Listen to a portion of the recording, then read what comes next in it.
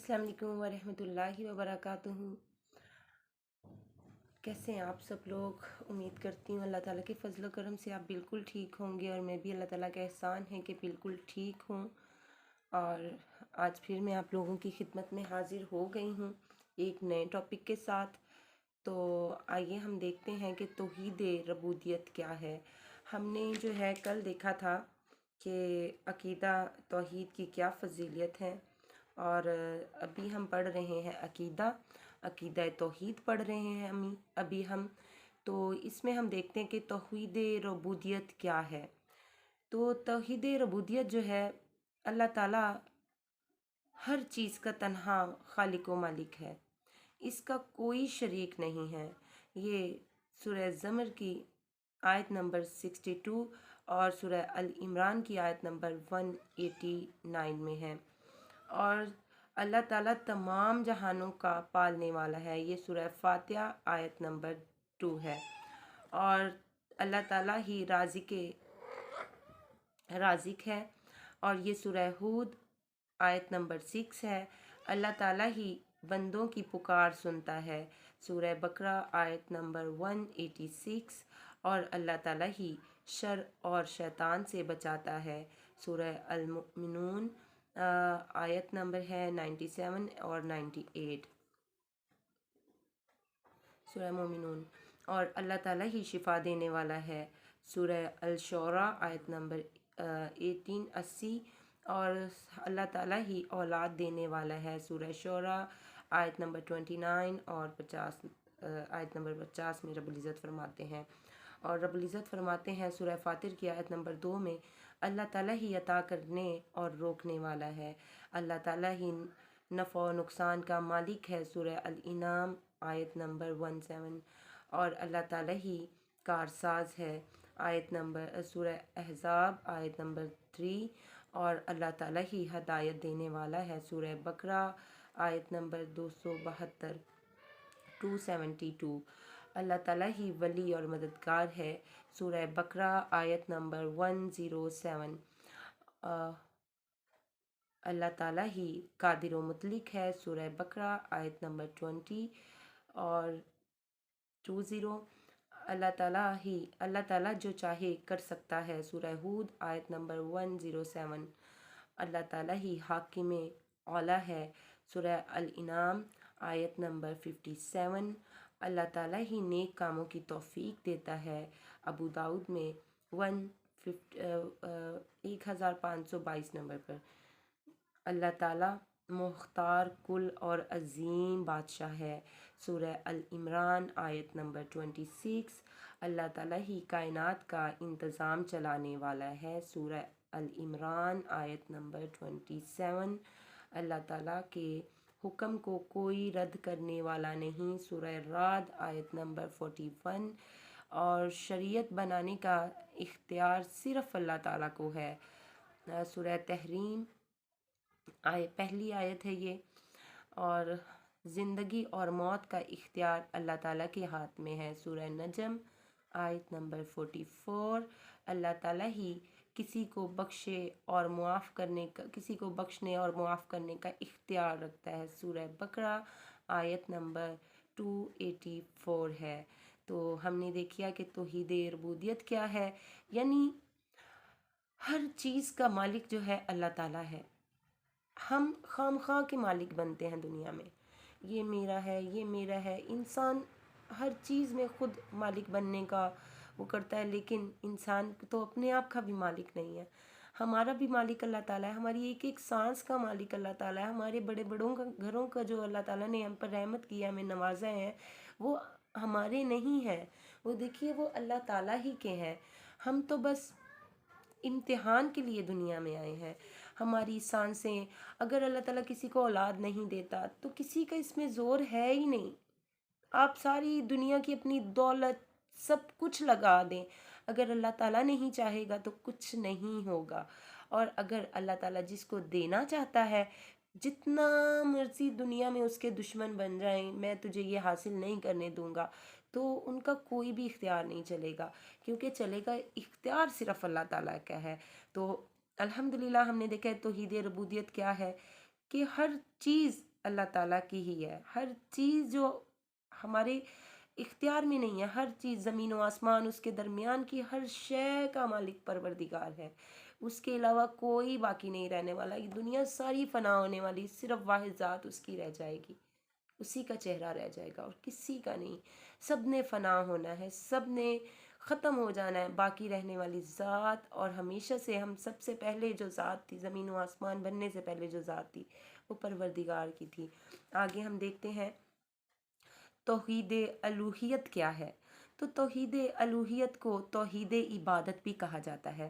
اس کا مطلب یہ ہے کہ عبادت اور بندگی کا مستحق فقط اللہ تعالیٰ ہے. اس کے علاوہ نہ کسی کی عبادت کی جائے گی اور نہ ہی کسی کے آگے سجدہ کیا جائے گا. صرف پروردگار ہے، صرف وحدہ لا شریک ہے، وہ اکیلا ہے جس کے آگے ہم جو ہے جھک کر سجدہ کریں گے اور جس کی ہم عبادت کریں گے. تمام قولی و عملی، ظاہری اور باطنی عبادتوں کا اللہ تعالیٰ کے لیے خالص کرنا توحید الوہیت ہے، کہ صرف اللہ تعالیٰ کو ایک مان کر اسی کی عبادت کرنی ہے، اور جو ہے کسی کے آگے ہم نے جھکنا نہیں ہے. اور اللہ تعالیٰ کے علاوہ ہر چیز سے عبادت کی نفی کرنا، اور وہ فرشتے اور اللہ تعالیٰ کے رسول ہی کیوں نہ ہو، بھلے وہ فرشتے اور اللہ تعالیٰ کے رسول ہی کیوں نہ ہو، ہمیں ان کی بھی عبادت نہیں کرنی ہے. عبادت کا حق صرف اللہ تعالیٰ کا ہے، صرف پروردگار کا ہے. سورہ بنی اسرائیل میں رب العزت نے آیت نمبر 23 میں فرمایا ہے نا، وَقَضَىٰ رَبُّكَ أَلَّا تَعْبُدُوا إِلَّا إِيَّاهُ، اور آپ کے رب نے فیصلہ کر دیا ہے کہ تم اس کے سوا کسی اور کی عبادت نہ کرو. توحید کامل کا بلند مقام یہ ہے کہ بندہ عملی طور پر یہ ثابت کرے کہ اس کی بندگی کی تمام صورتیں اللہ تعالیٰ کے لیے ہیں. تمام کی تمام صورتیں اللہ تعالیٰ کی ہیں. جیسے کہ رب العزت نے سورہ الانعام کی آیت نمبر 162 اور 163 میں رب العزت کا ارشاد ہے. رب العزت نے فرمایا ہے، قُلْ إِنَّ صَلَاتِي وَنُسُكِي وَمَحْيَايَ وَمَمَاتِي لِلَّهِ رَبِّ الْعَالَمِينَ لَا شَرِيكَ لَهُ وَبِذَٰلِكَ أُمِرْتُ وَأَنَا اول المسلمین. آپ کہہ دیں، بے شک میری نماز اور میری قربانی اور میرا جینا اور میرا مرنا اللہ کے لیے جو جہانوں کا رب ہے، اس کا کوئی شریک نہیں، اور مجھے اسی کا حکم دیا گیا ہے کہ میں سب سے پہلا فرما بردار ہوں. یعنی ہم جو عبادتیں لوگوں کے لیے کرتے ہیں، سب سے پہلی عبادت تو ہم اپنے خواہشات نفس کی کرتے ہیں، اپنی کرتے ہیں. ہم عبادت، ہم اپنی بندگی کرتے ہیں. مجھے یہ چیز چاہیے تو مجھے یہ چیز چاہیے. دوسرا جو ہے وہ سر سے دوپٹہ اتار کے آ گیا تو ہم بھی سر سے دوپٹہ اتار کے جائیں. جو اس نے فیشن کیا ہے وہ میں بھی فیشن کروں، میں بھی، مطلب ہم اپنے پیچھے لگے ہوئے ہیں. ہمیں خود ہی چاہیے. خود پسندی جو ہے نا، یہ جو ہے سب سے بڑا جو ہے وہ نقصان ہے ہمارے لیے، کہ ہم رب کی عبادت کو چھوڑ کر بے فضول کاموں میں ٹائم ویسٹ کرتے ہیں، بے فضول چیزوں میں ہم ٹائم لگا دیتے ہیں. تو عبادت کسے کہتے ہیں؟ یہ تو ہم نے دیکھ لیا نا کہ توحید الوہیت ہی کو توحید عبادت بھی کہا جاتا ہے. تو عبادت کسے کہتے ہیں؟ عبادت اللہ کے امروں کی احکامات پر عمل کرنے اور اس کی نواہی روکے ہوئے کاموں کو چھوڑ دینا. یعنی اس کے روکے ہوئے کاموں کو ہم نے نہیں کرنا ہے، اور جو اللہ تعالیٰ نے ہمیں حکم دے دیا ہے، اپنے اس احکامات پر ہم نے پورا اترنا ہے، اور جو اللہ تعالیٰ نے روکے کام ہیں ان کو ہم نے چھوڑ دینا ہے. اور یہی دین کی اصل حقیقت ہے. عبادت ایک جامع اصطلاح ہے. اس میں تمام ظاہری و باطنی اقوال و اعمال شامل ہیں جنہیں اللہ تعالیٰ پسند کرتا ہے اور جن سے وہ راضی ہوتا ہے. عبادت ان تمام چیزوں سے برات بھی ہے جو اللہ تعالیٰ کو ناپسند ہے اور جن سے وہ راضی نہیں ہوتا. امام ابن تیمیہ رحمہ اللہ علیہ فرماتے ہیں، عبادت در حقیقت اللہ کی اطاعت کا نام ہے، اور اللہ تعالیٰ کی اطاعت کا طریقہ یہ ہے کہ اللہ تعالیٰ نے انبیاء و مرسلین علیہ السلام کو جو احکامات دیے ہیں ان کی تابعداری کی جائے، یعنی جو ہمارے رسول لے کر آئے ہیں، ہمارے رسول صلی اللہ علیہ وسلم نے جو ہمیں حکم دیا ہے، جس طرح ہمیں عبادت کرنے کا حکم دیا ہے، ہم اس میں کمی اور اضافہ نہیں کر سکتے۔ ہمیں اسی کے عبادت اللہ تعالیٰ کی کرنی ہے، لیکن طریقہ کس کا اپنانا ہے؟ اپنے طریقے سے نہیں، محمد مصطفیٰ صلی اللہ علیہ وآلہ وسلم کے طریقے پر ہمیں چل کر اللہ تعالیٰ کی عبادت کرنی ہے، اور یہی ہمیں حکم دیا گیا ہے۔ اہل علم کے نزدیک عبادت کے بنیادی ارکان 3 ہیں۔ پہلا، اللہ تعالیٰ کی کامل محبت، سورہ بقرہ میں آیت نمبر 165 میں رب العزت نے فرمایا ہے، اور دوسرا، اللہ تعالیٰ سے کامل امید، بنی اسرائیل میں آیت نمبر 57 میں رب العزت کا فرمان ہے، اور تیسرا، اللہ تعالیٰ کا کامل خوف، سورہ بنی اسرائیل آیت نمبر 57 ہے یہ۔ اور یہ تینوں اقسام اہل علم کے نزدیک عبادت کی 3 اقسام ہیں۔ اب ہم دیکھتے ہیں، یہ ہم نے بنیادی ارکان تو اس کے دیکھ لیے ہیں کہ کامل محبت اللہ تعالیٰ سے کامل امید، اللہ تعالیٰ کا کامل خوف جو ہے، اور اب ہم دیکھتے ہیں کہ اہل علم کے نزدیک عبادت کی 3 اقسام کون سی ہیں۔ پہلا، قلب کی عبادات، اس سے مراد ہے وہ عبادت ہے جن کا تعلق براہ راست دل سے ہے، جیسے ایمان و یقین، محبت، خوف و خشیت، رجا و رغبت، توبہ و نابت اور توکل وغیرہ۔ اور دوسرا، زبان کی عبادات، اس سے مراد ہے عبادات کے وہ سارے کام ہیں جو انسان اپنی زبان کے ذریعے سے انجام دیتا ہے، مثلاً دعائیں کرتا ہے، خیر کی دعوت دیتا ہے، نیکی کا حکم دینا اور برائی سے روکنا وغیرہ، یہ سارے زبانی اعمال ہیں جو ہم کر سکتے ہیں۔ اور تیسرا، اعضاء کی عبادت، اس سے مراد عبادت کے وہ سارے کام ہیں جو انسان اپنے اعضاء کے ذریعے سے انجام دیتا ہے۔ زیادہ تر عبادت کا تعلق جو ہے اعضاء اور جوارح سے ہوتا ہے، مثلاً وہ عبادات جنہیں اللہ تعالیٰ نے فرض قرار دیا ہے، اور رسول اللہ صلی اللہ علیہ وآلہ وسلم کے اقوال اور افعال سے ہمیں ان کی ادائیگی کا صحیح طریقہ پتہ چلتا ہے۔ مثلاً نماز جو ہے رسول اللہ صلی اللہ علیہ وسلم کے طریقے پر ہم جو ہے پڑھیں گے، اور روزہ ویسے ہی کریں گے جیسے رسول اللہ علیہ وسلم نے ہمیں بتایا ہے، ویسے ہی رکھیں گے۔ حج، زکوٰۃ، عمرہ، قربانی، نذر، صدقہ، اعتکاف، جہاد، اسلامی سرحدوں کی پہرے داری، صلہ رحمی عبادت ہے۔ یہ سب چیزیں عبادت ہیں، یعنی نیکی کا کام، اور وہ سارے کام جن کا ثواب کتاب و سنت سے ملتا ہے وہ عبادت ہے۔ اور عبادت کے تمام کام اللہ تعالیٰ کے یہاں اس وقت قبول ہوتے ہیں جب اللہ کی رضا کی خاطر انجام دیے گئے ہوں۔ اللہ تعالیٰ کی تمام احکامات کو سنت رسول صلی اللہ علیہ وسلم کے مطابق انجام دیا جائے، ریاکاری، بدنیتی اور نمائش سے کلی طور پر پرہیز کیا جائے۔ جیسے ہم صدقہ تو کرتے ہیں لیکن نمائش کے لیے، میں بہت صدقہ کرنے والی ہوں، اور دکھاوے کے ساتھ۔